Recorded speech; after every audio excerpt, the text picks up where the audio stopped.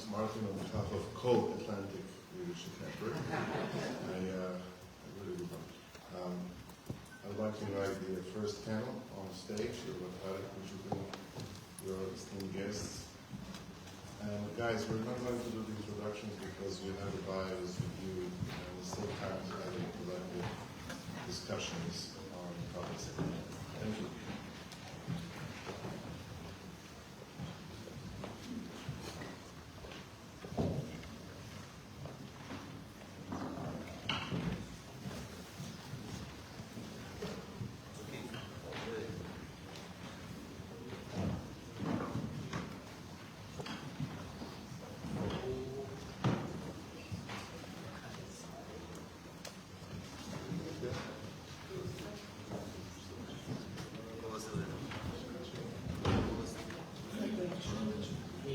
That's how the Balkans are too.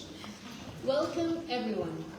I am honored to moderate this event on how to enhance regional connectivity in the Western Balkans, home to 18 million people aspiring to become European citizens.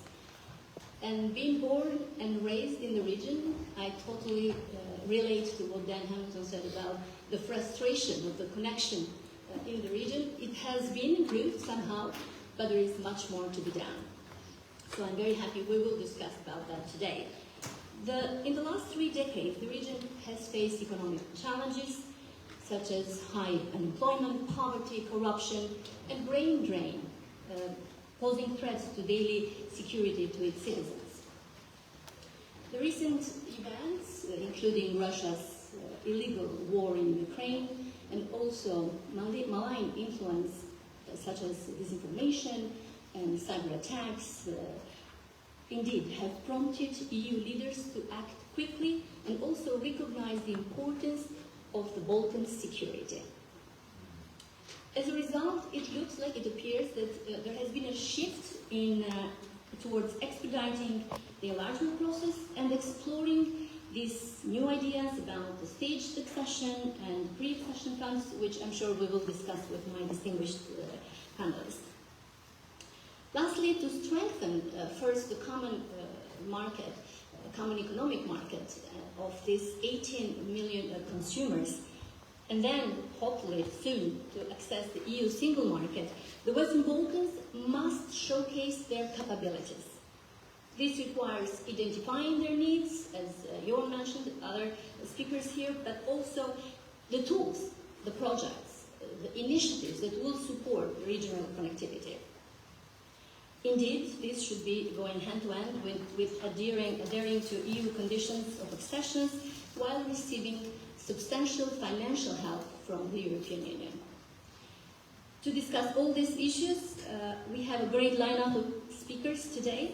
Unfortunately, we have nowhere near enough time to give proper introduction as each of them deserve, but let me quickly run through my guests and share with you who is joining us today. On my right is Deputy Assistant Secretary for Europe and Eurasia at U.S. Department of Commerce, Mr. David DeFalco. Welcome, thank you for being here. It is my pleasure to introduce Belinda Baluku, Deputy Prime Minister and Minister of Infrastructure and Energy of Albania. Welcome, Madam Baluku. Also on my left is Deputy Prime Minister for European Affairs in North Macedonia, Bojan Maričić. Tanja Mišević, Minister of European Integration in Serbia, as also Jasmin Muhamuzic.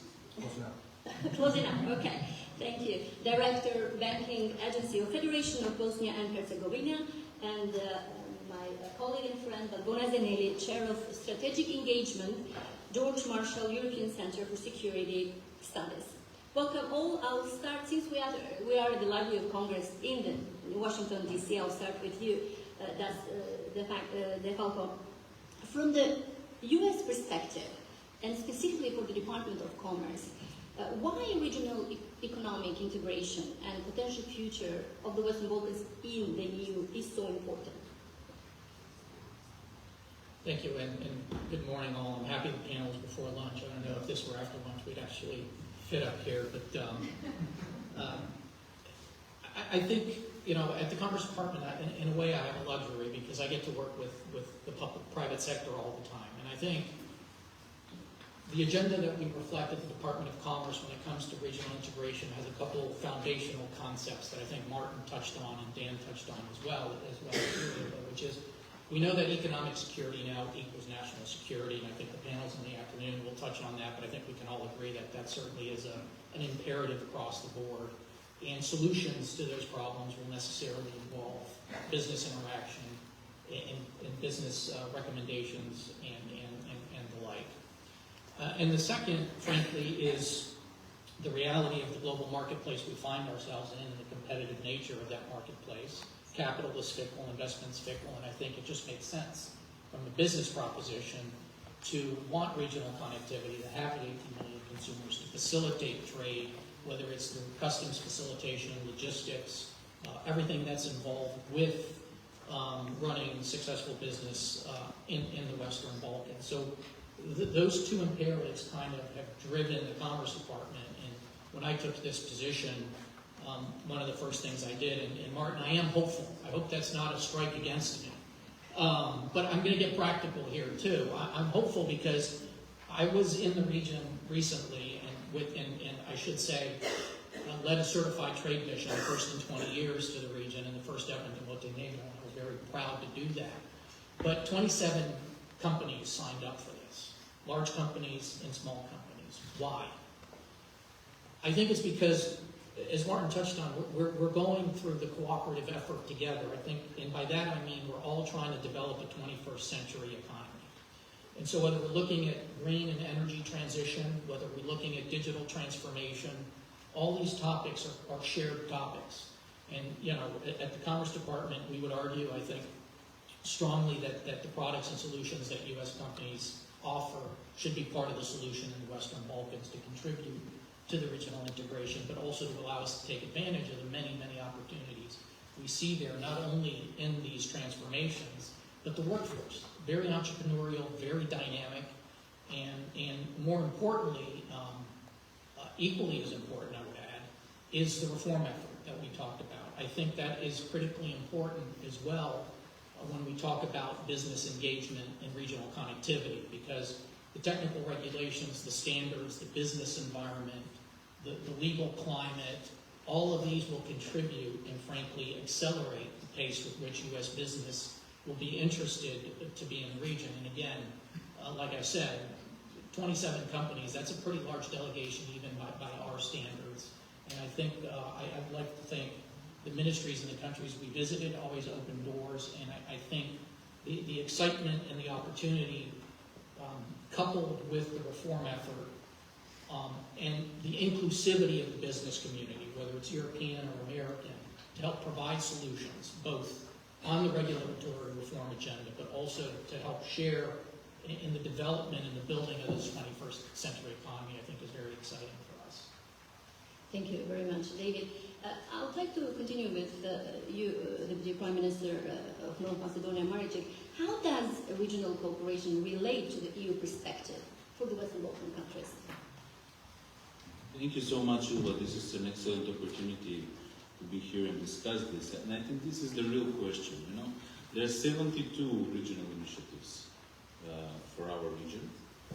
Some of them very active and successful, some of them less active and successful, some of them already in the history, but there's which means there is a huge number of initiatives working at local level. I would pay attention to two which I think at the moment are the most successful. The Berlin process, or everything that goes under the Southeastern Europe cooperation process, and the Open Balkan. Both of them are heading to the same goal, to try at micro level what we need to try tomorrow at macro level with the European Union. To try to remove the barriers, to make the borders less important, and to make the borders opportunity rather than an obstacle. You know, one trader of seafood from Albania said that he can easier export seafood to Norway than to North Macedonia or Serbia, which is very pity, which means that we had to do something. 86% of the people in the region would like to see our region working more because unemployment is a huge problem, but also 70% think that the regional initiative is an answer.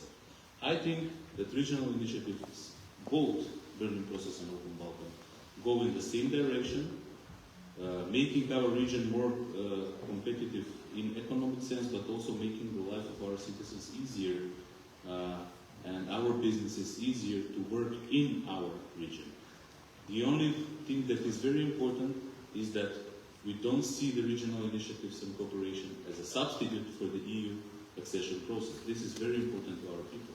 So EU accession is the final goal, but in the meantime, we need to work in the regional cooperation area to remove the barriers. We have done a lot of good things. We have done these agreements for recognition of diplomas, recognition of work permits, free travel with IDs, joint fairs for promotion of wine, food and tourism of our region through the Open Balkans, but also green lanes that open the door for trucks to move faster on the borders and people to move faster on our roads. This kind of connectivity, which is not only in terms of infrastructure, but in policies to connect people better, is only a good exercise, very good exercise to prepare our countries and our region for the real thing, for the internal market of the European Union. This is how I see it. Thank you. Thank you, and I'm sure, thank you for mentioning it, and we will come back to that issue and talk with Serbia Minister of Integration. But before that, I would like to ask the Deputy Prime Minister of Albania, which is the country that is hosting Berlin Process Summit in October. What has Albania done to enhance regional cooperation and connectivity? Ms. Balko. So first of all, thank you to organizer for bringing us together today, and especially to Sasha for all the efforts and passions to work with all our very busy agendas. In the meantime, I want to say that I'm happy that this panel is led from one of the best Albanian journalists, and this makes me proud. And now, let's go to the topic. As my colleague said, of course, the regional cooperation is very important and it's key to success. And this is the best moment for Western Balkans. That's why the government of Albania is very concerned about the stability in the region. This is the best moment for all our countries regarding the economic development, which means all the components today are going well for all of us, starting from tourism, energy, agriculture, trading. And what is more important is to understand that common policies, common practice, and common procedures can be very helpful for the future.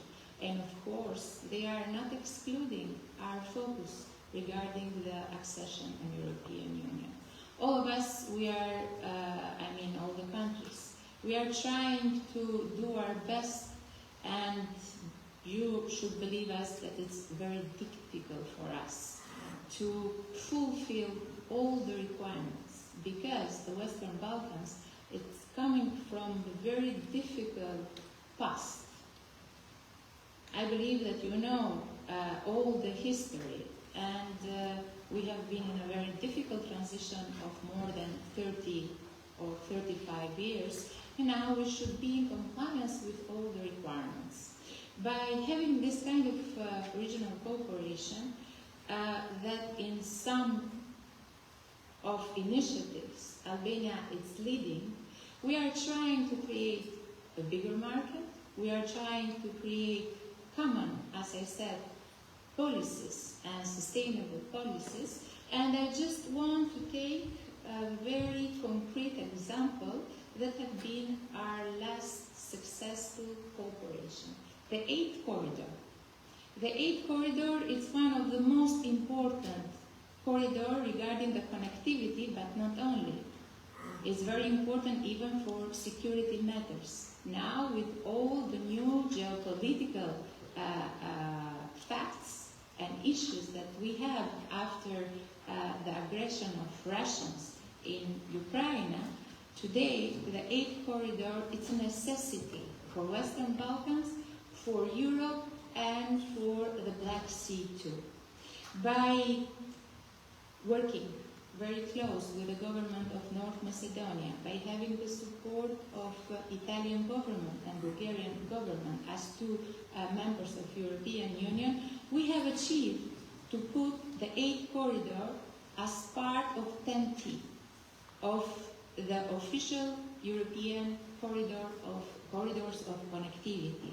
And that is a door open to finance our countries in the future regarding all the plans and projects that we have for connectivity, starting from highways and why not the railways that we consider one of the most efficient and important way of transportation for the future.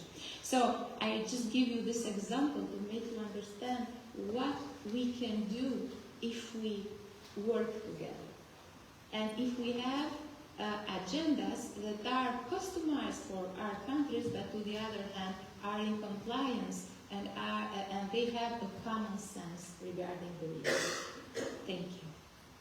Thank you very much, Deputy Prime Minister Baluku. I want to give the floor now to Minister Miščević on the importance of the regional cooperation for the EU enlargement of the Western Balkans. And also, in your view, is it welcomed in the region, the idea of this staged accession?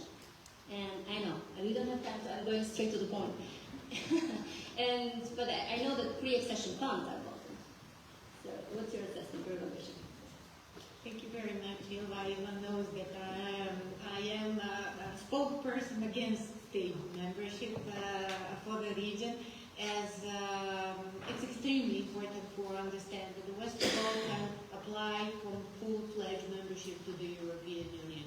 And we are not different than any other country in Europe. By contrary, we are, all of us, for 20 years and even more, in the integration process, we introduce a lot of standards. And we are not the same as we were at the beginning of this century, introducing European standards in not one, two, or several, but all areas of our functioning. You are going to discuss today about the energy, about the digitalization. All of those standards are actually European standards. That proves that the Western Balkan is ready for implementing the EU standards, and that's why stage membership, or becoming member in different stages, which was not envisaged as the model for accession for any country, we don't think it's applicable also for us, especially that we prove. And let me grasp on something that both Deputy Prime Minister Baluku and Maricic has already said. The beginning of the process for the Western Balkan regional initiatives was the end of the 90s, when everybody, with the Stability Pact, when everybody aimed at the stability of region, where the word connectivity does not exist at that moment. And we are now talking about competing initiatives, or does they compete?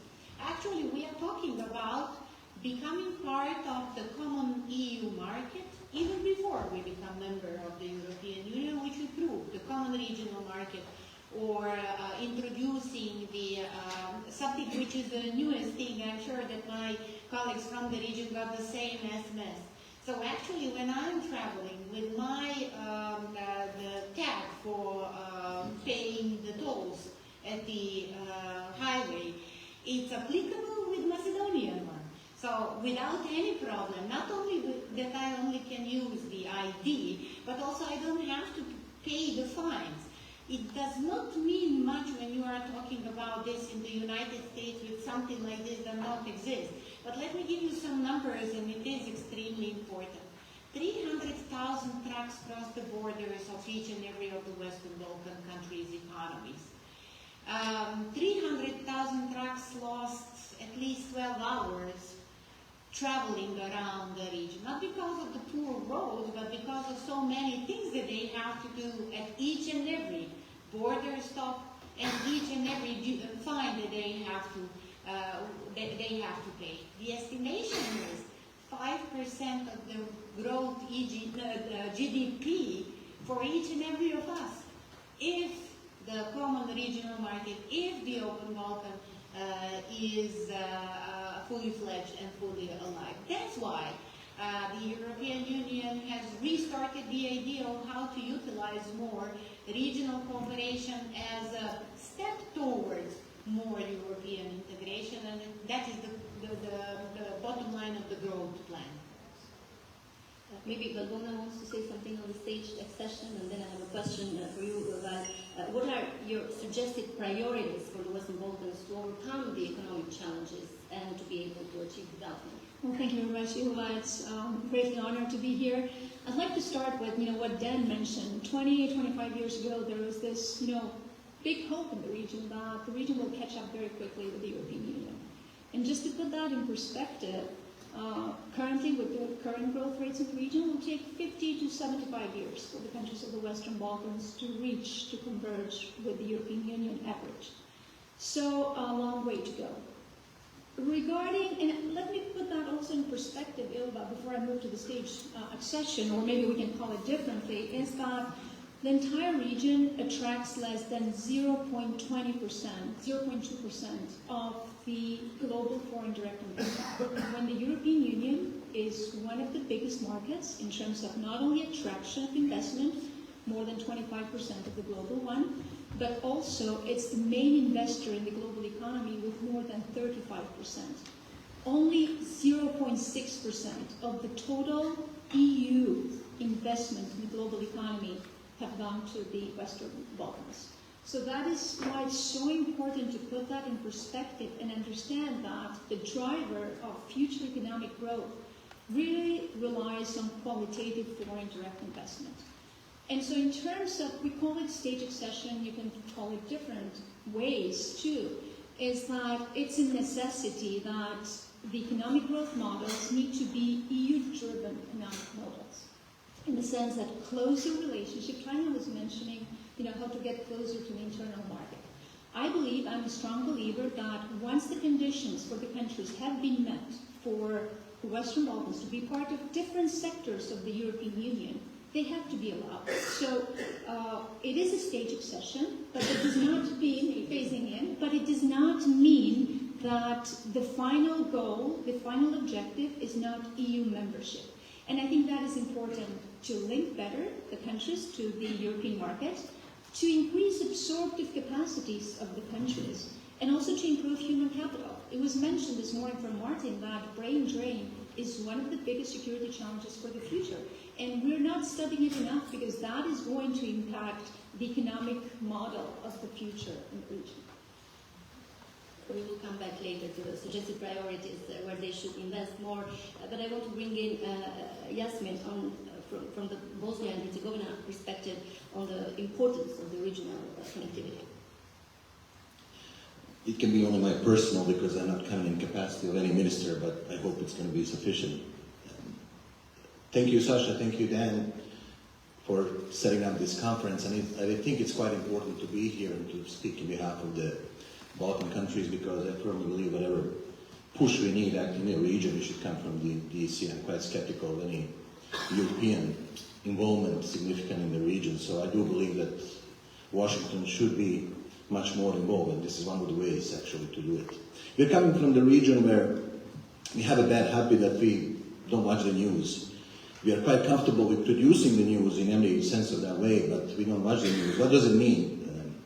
It means that we fail to recognize the changes that are happening, and because we try to, if we ignore the changes that are happening around the globe, we sort of somehow believe that they will not affect us. And usually that works in a way that we are cringing to the whatever we have, but every once in a while changes that happen around the globe becoming so significant that actually significantly shaping up the region, whether we want or not. And one of the changes is happening right now.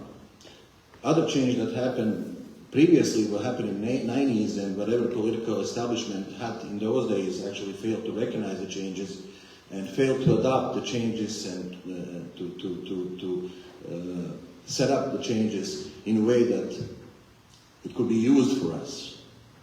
And we know all what happened. And changes that happen in the global level presently are really significant one, and I hope that we will manage to recognize those changes and to be able to use them in a way. Why I'm saying this? Because economically, if you look what is happening, we have quite disrupted the supply chain from the China.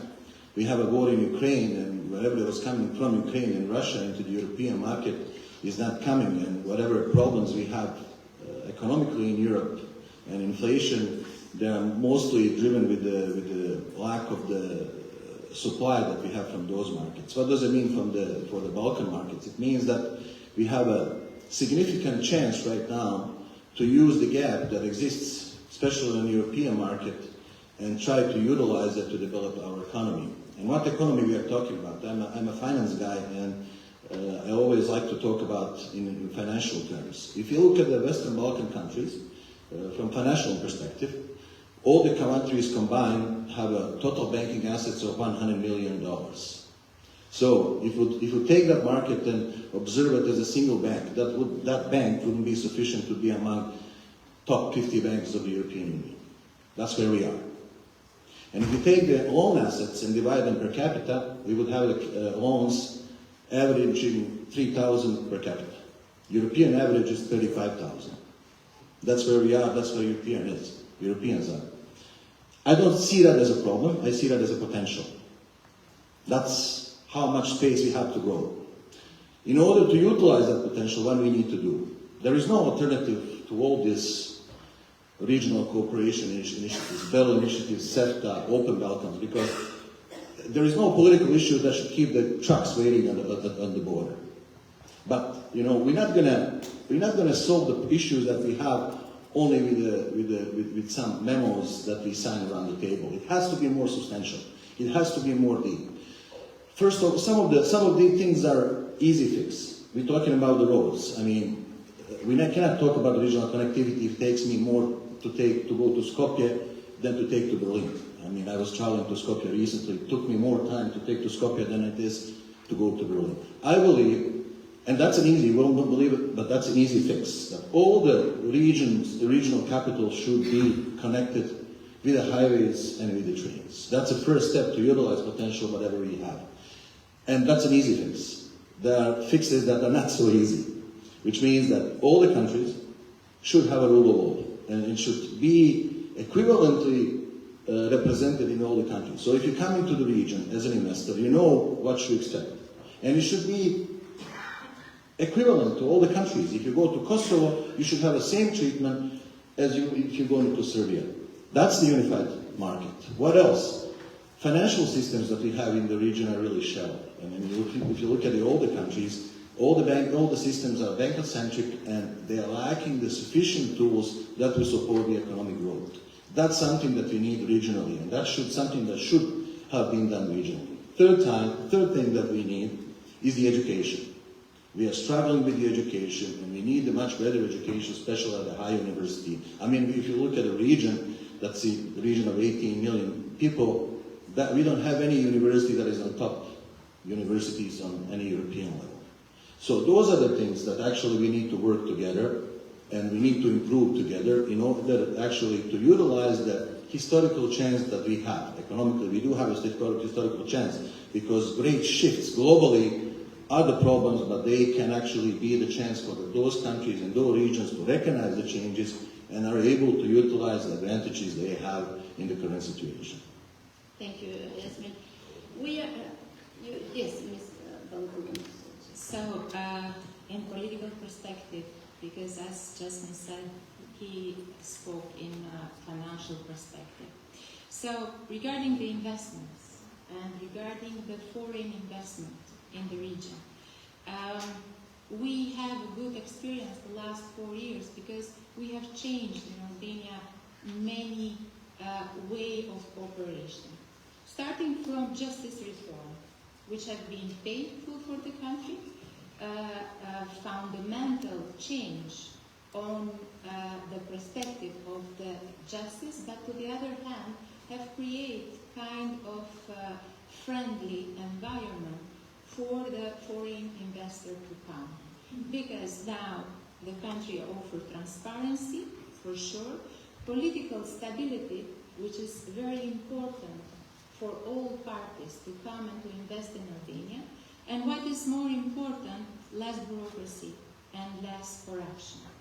So, of course, we are keen to have foreign investors. We are keen to have funds that are coming from US and from Europe, but we need to change the way of operation.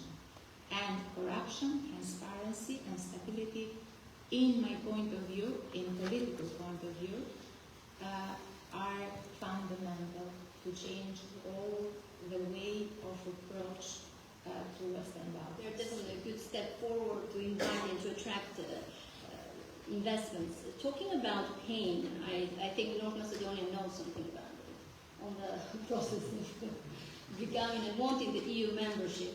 I wanted to ask Deputy Prime Minister Maric, have you, of all of these 70 plus initiatives that you mentioned, not all of them have been efficient, but have you, as North Macedonia, but other countries in the region, have you learned any lesson from these initiatives that you can use in the future to improve your strategies? I know mistakes in the region are not popular to accept them.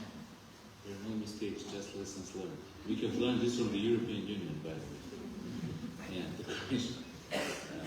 You know, our region is not, in terms of population and economic power, that in total it does not exceeds the size of Romania. Not more than 20 million people in total. Yeah, 17. Let's be more optimistic. But so yeah, 17. That means that there is no doubt that we can be absorbed in the European Union as a region economically. So it's not an economic issue. This is why they are opening first this the economic part of the integration, and I think we should grasp it with insistence that we need more. We need also political integration. What are the lessons learned as well for our region? I think that the illusion of any country that would like to present itself as a front runner compared to others, that's only an illusion. There is no country in this region that hasn't been a front runner in some period of time. We have signed the Stabilization Association Agreement in 2001, and we have got a candidate status in 2005 with Croatia. Croatia is 10 years already a member state. Serbia and Montenegro are negotiating for nearly 10 years. Okay, first 10 years of negotiations. I'm sure that back in 2012 they thought they're front runners, and some of the countries still think that they're front runners. It is a changeable thing. Today you can be a front runner, tomorrow you can be in the back. That means that the whole region needs to move forward. The success of one country, of each country, is success of the whole region. The failure of one country is a failure of the whole region. Do you think that people from DC or from Brussels or from Paris or Berlin can make a big difference when they see crisis in any spot of our region? No, they see us as a region. Or when we go to foreign forums and fight each other, do you think that anyone is getting anything from that? No, we're all losing. So the only news that European Union wants from the Western Balkans are the good news. News of cooperation, prosperity, progress, and stability. And I think that if we have learned this lesson and if we use it in our regional cooperation format, we can make a success. I would just mention one sentence and I will finish by that. You know, the economic accession, the phased-in accession, or European Economic Area as an idea, is a different idea. It's made for rich countries that don't want to be part of the European Union. It's not made for countries from the Western Balkans who would like to become a member of the European Union. So I think that regional cooperation and infrastructure, green agenda and energy are the topics that we need to work and developed together with the European Union with the purpose of membership. I'll just finish with the Corridor 8 that was mentioned by Belinda, which is, I think it's very important. We are investing a lot as a government in that, working with the US company and US consortium, state financing this very important project of developing Corridor 8, but also there is part that is funded by the European Union in the area of the rail infrastructure on the Corridor 8. And it will link the Adriatic and Ionian Sea on one side with the Black Sea, and it will diversify the opportunities for transport and connectivity, not only from Corridor 10, but also Corridor 8, so we can use more opportunities. So the conclusion is, whatever we think that we have differences with, the lesson learned is that we need to resolve them on the table with discussions and negotiations. That's the lesson from the European Union, and that is the lesson from also our regional initiative. We will have many disagreements even when we get into the European Union, but we need to keep our system and our case for accession to the EU credible by using the modern European ways of resolving differences and resolving issues, and showing that we can actually do something together. This is why genuine initiatives like Open Balkan are to be commended, because they show that we can actually do something together, even small things. Thank you. Deputy Prime Minister Beluga, do you want to say something about Open Balkan? Has something changed from Albania? No, actually not, because we should explain, as my colleague said, of course we have 72 initiatives in Western Balkans, and not all of them have been successful, but of course Open Balkans is one of the most successful initiatives that we had, and of course it's not excluding the Berlin process, which Albania lead this year, and we will host, as you said, the summit on October.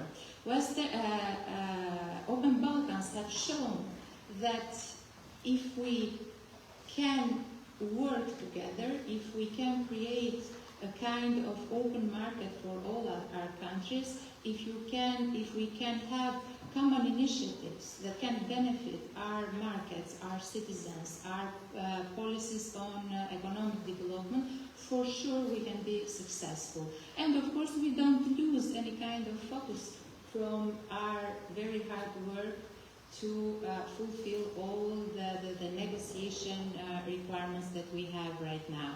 But we should say that due to this initiative, we had already some very good moves, as is the wine the wine promotion of Western Balkans, as is the increase of agricultural export during the 2022. Those are real figures that we can refer on. So all the common initiatives are good, and we should approach to them with a positive mood. The problem is that, we should say this, we consider US our strategic partner, not only Albania, even North Macedonia, Serbia, and everyone in the region. So we can say loudly and be sincere with you that we have a problem in Balkans, not only in Western Balkans. We have kind of competition between us. In case that one of the countries is not a front runner, but one or two or three of the countries start an initiative, not all the other countries are happy to be part, without any real reason, because if they have reasons not to be part, this is very normal. But usually, we have some countries in the region that just refuse to be part of initiatives. And this is not the right approach, because we all here, we are saying the same thing, that we should operate as a common market. We should operate as a common region. We should have common policies, customized for our countries, but common. So this should be the approach from all parties, in my point of view. Thank you, Deputy Prime Minister Baluku. I want to ask a question from Minister Mishevich. We're talking about the importance and how vital is the regional cooperation among the Western Balkan countries. But what should the European Union do to demonstrate to the region that it's serious about bringing the Western Balkans closer to the European Union when we have the credibility in the process, in the enlargement process, at historic low in the region? Thank you very much. So those are the two sides of the same coin, actually. How do we see the success of the regional cooperation and regional integration? And that is what Mr. Mahmuzic actually pointed out, and thank you very much for this. It's beyond only the political will, because without any doubt, there is a strong political will in the Western Balkans for this. But when you come to the level of implementation, then we are facing some of the problems. Because that type of reforms cost a lot. To introduce speed or fast lane to the border crossing, it costs a lot of money, for which we don't have money. But on the other hand, we need them in order to attract the investments. Analysis of the AmChams in the region, I'm sure that you follow that. AmChams in the Western Balkans are very much interested, and they are promoter of the integration process for each and every of the societies of the Western Balkans.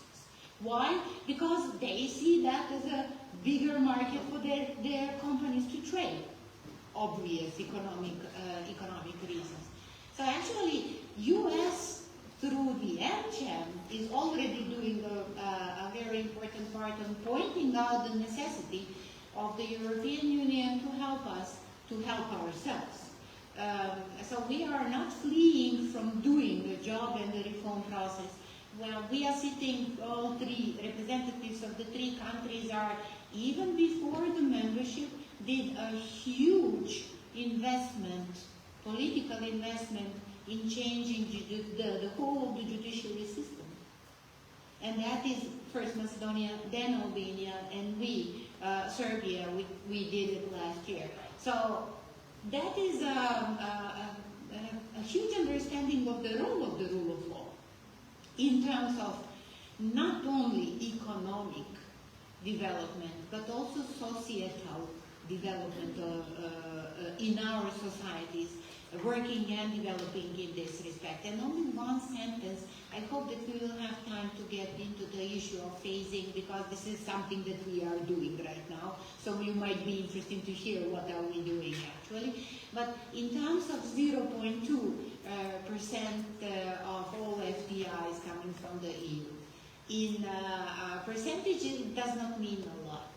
But in terms of the amount of money, it's around 8 billion per year. 4.2 billion came to Serbia only last year. For us, this is quite an important amount of money. There is an estimation. If we manage to get 4 billion each and every year in Serbia, we would not have to wait 30, 50 years to reach the average of the European Union, but half of this time. So that's also a question for the European Union to estimate a little bit. You know that we've got the proposal in reshuffling of the MFF, the multi-annual financial framework for the European Union. This is top on. We already got IPA money for 2 billion for the whole of the Western Balkans. We still don't know, is it IPA, is it WBIF for the infrastructural work, for corridors, for the connectivity. But one thing of connectivity I forgot to tell you, we are roaming-free region. That's also a huge connectivity for all of us. Thank you, Minister Mishevich. Vergona, I wanted to bring you in on the pool competition to get foreign direct investments in the region. What can the countries do? As long as it's healthy and transparent competition is good, I believe.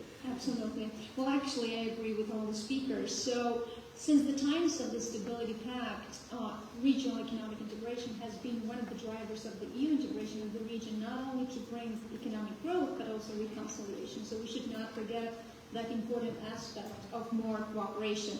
And of course, in the Western Balkans, there's no shortage of agreements. The problem has been, as in other areas, lack of implementation of those agreements. So that's an important part. But also when we talk about regional economic integration, it's important not only to focus on trade, which is great, that intra-trade was described here is increasing, wonderful news, but I think it's very important to look at the wider development context, and here I have in mind the fostering of cross-border production chains, and I come to the pooled competition for foreign direct investment. We need to start from the understanding that each country on its own is too weak, lacks the capacities, lacks the human capital, lacks the financial capital to attract serious and qualitative foreign investment that will augment then domestic investment in the country. So that is it's very important, finding the comparative advantages of each country and then presenting itself as a region through these common platforms of regional cooperation. I think that will be the winning point and a driver for more economic growth in the region. Digital services, the economy, is one of the areas where the region actually it does not have disadvantages compared to Central Europe. The region does not have to reinvent the wheel. It's just taking the example of the value chains created in Central Europe in the early 90s. That is what brought economic development in those countries. So I think that is very important, really pooled competition for serious foreign investment. Thank you, Vergona. I want to bring in you, Das Dehanko. What role does the private sector play in promoting regional connectivity, and why there aren't, as they should, American investments even more in the region? So what can we do to bring that back? So I think I touched on some of this earlier, but I think just before I get into that, just to outline that we do, from the Department of Commerce perspective in the U.S. government, believe strongly in the region. One of the first things I did when I got the position I'm in currently, responsible for Europe and Eurasia, was to expand our footprint in Southeast Europe and in the Western Balkans. And that's not because I was raised in Rome and Italy. I actually did spend a lot of summers in the region. But because we see a lot of potential, a lot of opportunity. We put more officers in the field. That's more Department of Commerce officials responsible for trade and investment. We've also worked with our commercial law development program. And the reason I bring them up is because there is strength in numbers, and I think a lot of the programming and the additional funding that we have requested, and we have a strategy at the department we call Emerging Europe, specifically targeting the region from a commercial perspective, recognizing that would contribute to economic growth as well as the stability that you've all been discussing. So we've gotten additional funding to do that on a regional basis. For example, investment screening. There's our lawyers in this program are working with officials from all the countries to talk about investment screening. We're also talk separately about intellectual property rights. We talk about customs facilitation. I bring this up because, again, to what Martin said about cooperative activity, it really is.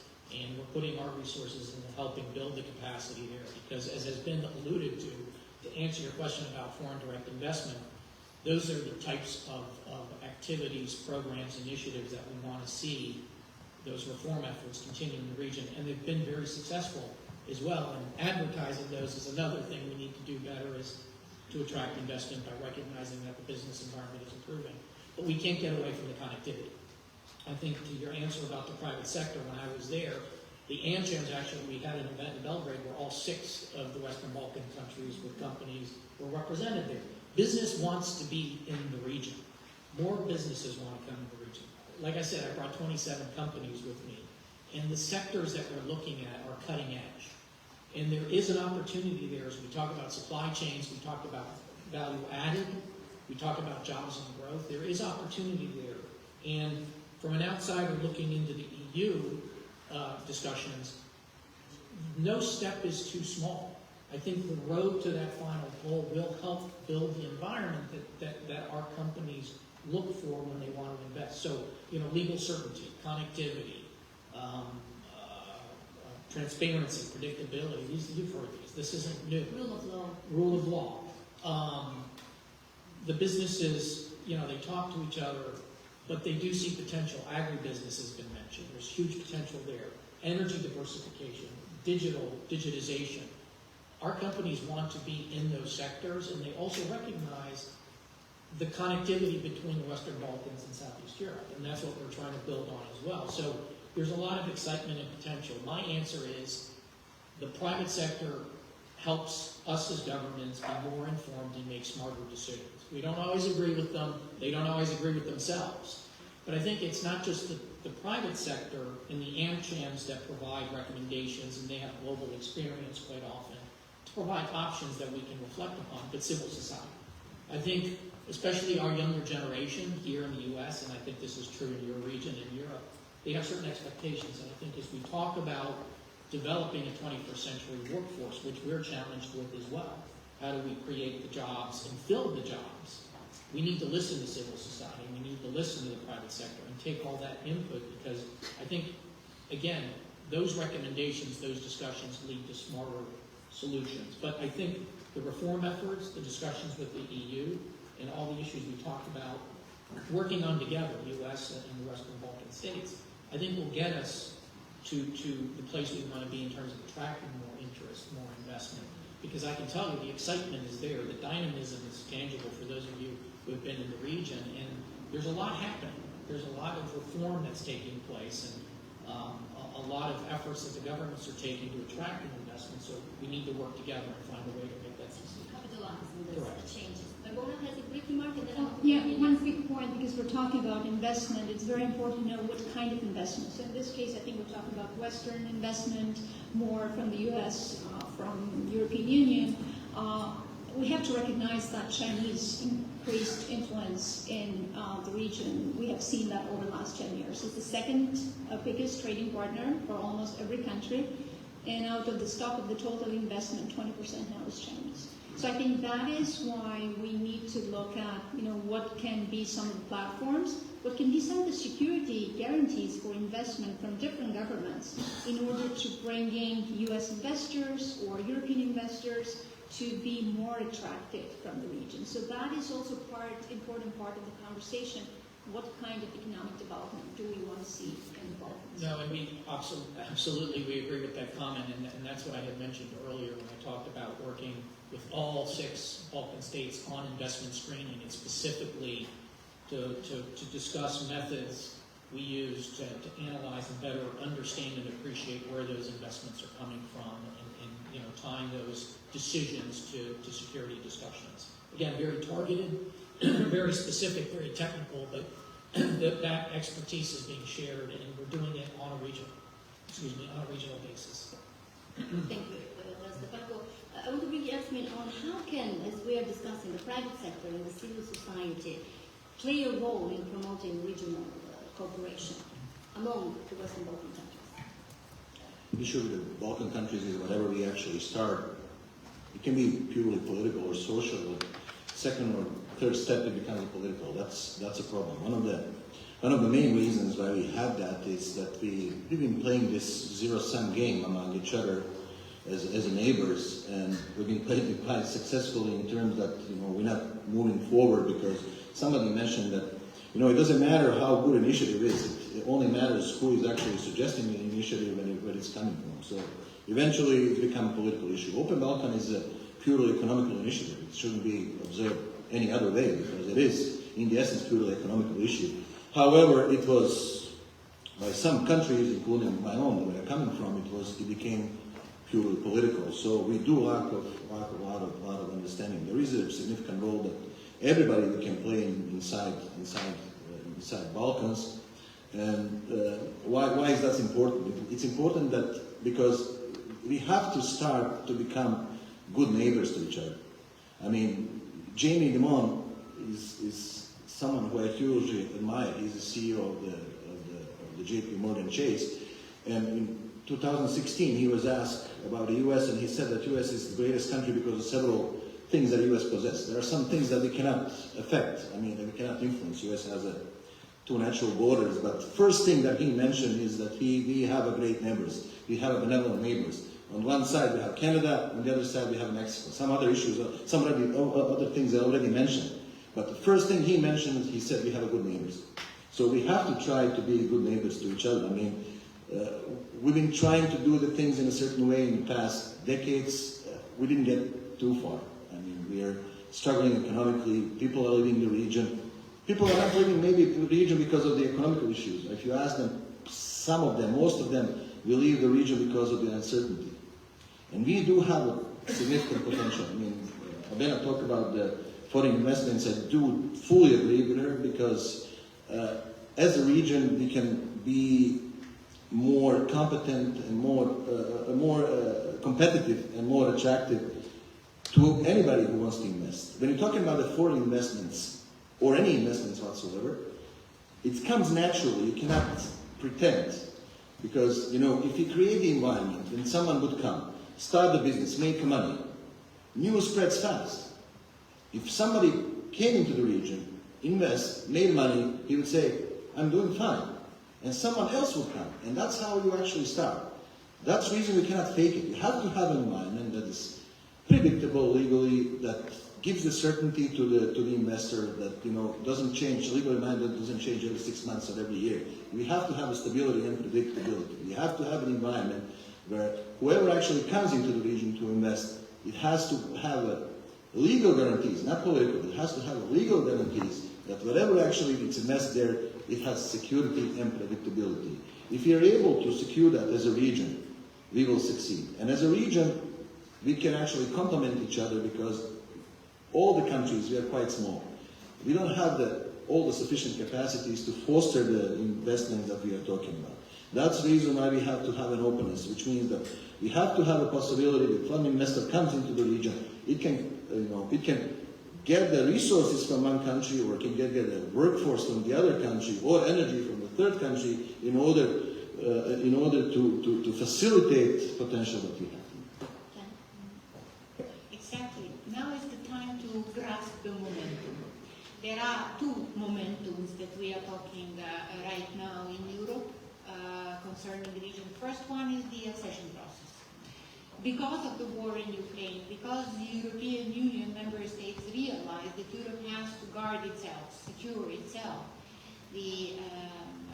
because of this unfortunate event, the Western Balkans came into the focus. So after 20 years of enlargement fatigue, and we all said a lot about that, we are finally in focus for the European integration. But the second momentum is something which is the result out of the war, but also of the pandemic, and that is what you were talking about. How to grasp the moment of the need of nearshoring of the value chains. I'm not an economist, poor political scientist, but even I can understand the importance of this. So what is the preferences of, or what is the preferentials of the Western Balkans? First and foremost is the European integration process. Because we are harmonizing with the EU standards. And that is our policy. I mean, each and every public policy is shaped in accordance with the European standards. That includes transport, energy, digital, agriculture, environmental protection. All of those areas are in accordance with the European standards. Not fully, as we are speaking right now, but this is the reason why we are negotiating membership. And we are in the heart of Europe. Actually, Bosnia and Herzegovina is the heart of Europe geographically, if I am not wrong. So that means that we are naturally, the value chains that we can provide are the nearest shoring that is possible. So this is the momentum that coincides with the need of the regional, stronger regional cooperation, and that's why we are talking about the integration of the region. Not any longer just cooperation, although cooperation is a huge and important thing. Key. If you want to say something on how the countries are preparing on the phasing process? Yes, we are actually now, as we are speaking, our teams are collecting those possible areas for phasing in order to start discussing that with the European Commission services. I have to admit, we discussed a lot, I mean, among ourselves. We did not have enough time. There is still room for cost-benefit analysis, for more transparency of the process, and more inclusion of the process, in the process. So the citizens are not still part of the civil society also. Yet we do have some low-hanging fruits that might be the area for phasing in and as a first stage, and then of course green lanes and things like of that type, or roaming agreement with the EU is also something that would be an extremely important. But a lot of financial services, e-commerce, recognition of, in terms of not for moving of people, but the services, so that type of activity. North Macedonia? What project is looking at? North Macedonia, 12 points. I completely agree with Tanya and what she said, and I think it's very important to grasp the momentum. You know, so far it has been a zero-sum game. So you're either a member state and you get everything, or you're a candidate country and you get very little from the whole process. This is a chance that this fortress has opened, and we need to grasp it. You know, during the screening process, we have identified, for example, that we are very well aligned in two areas that are very important: public procurement and consumer protection.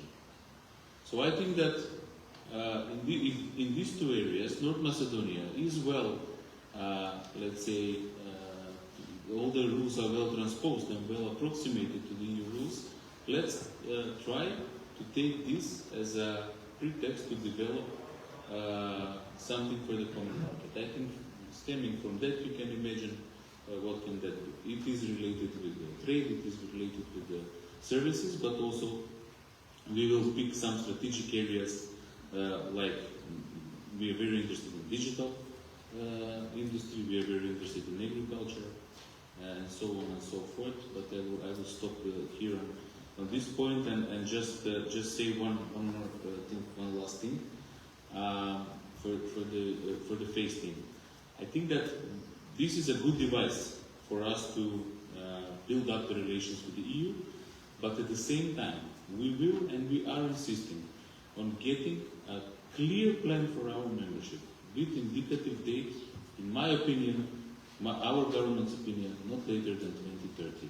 That cannot be blurred by by these instruments, because these instruments are excellent, but we see them only as a phase, as it says phase in, as a phase towards the full membership, because that is the only way how to make the European Union enlargement policy credible again, and how to make it likable, popular for the ordinary people. Because, you know, I'm in a campaign for the agricultural funds of the EU, talking to the farmers and people who take these agricultural funds. They want tangible results, and they want tangible plans for everything. People don't need just good words and promises. Thank you. Absolutely, they need results. The Prime Minister of Albania, Baluku, what are Albania's specific projects that would be more interested in us together with the other countries? Well, Albania has a lot of projects, but I just want to extend a bit what Valdona said. What kind of investment we want in our region? And maybe I have a commodity to speak because my colleagues have some problems with funds coming from Russia or China. Albania can state that we are a clear country when we say that we are a strategic partner of US. We are taking very seriously our position, so we don't have any kind of Chinese or Russian investment in Albania, because we have chosen this, not to open the door for those kind of investment. To the other hand, we understand very well our neighbors, because we want to build our countries, we want to have some help and funds, and why not foreign investors? But we should say no to Chinese and to Russian. We have done this. But to the other hand, we know that Serbia have a lot of Chinese investments, and to the other hand, Russian gas is used to all the Western Balkans, not to Albania, because we are using the local production. And we are proudly always said that the local production of energy in Albania is 100% renewable energy coming from hydro plants. Of course, we are obliged to go to imports for 20 to 25% of the country need, but we don't have any kind of dependency from Russian gas. Now, how we can resolve this very difficult equation? Not to let them come for investment, but to develop our countries. So we are all in need of help. We need the European Union to have more attention on economic support on all the Western Balkans countries, and of course we need to have the attention of US. Regarding our aim to develop our economy, to have the new projects, and something that I repeat in any occasion, is that you should take into consideration the perception versus reality when you talk for Western Balkans. Not everything that you are hearing about us is true. Believe me on this. You should visit our countries to understand how we really are. You know that people coming in Albania, they believe that if you come to Albania, you are in big danger. You cannot walk in the road. You will have problem with your business or to send people as a mission to see the country, which are not true. That's why, first of all, we need the icebreakers, which are the big investors. And Albania has some of them, as is Voltalia, one of the biggest energy company, French-based, or Shell or Vodafone companies that, in my point of view, they are icebreaker. They can tell the story as real the story is, and you should understand that perception and reality are totally different in Western Balkans. In a good way. Yes. Okay. Yeah. Thank you very much. We're running out of time. Yeah.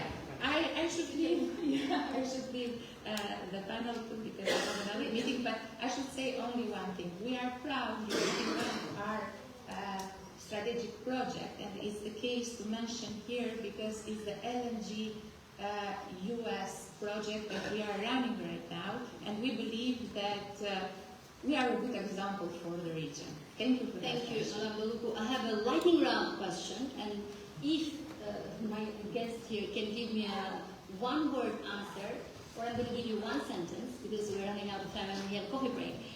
What tools do you need to implement this vision that we laid out today? The Deputy Prime Minister of North Macedonia first.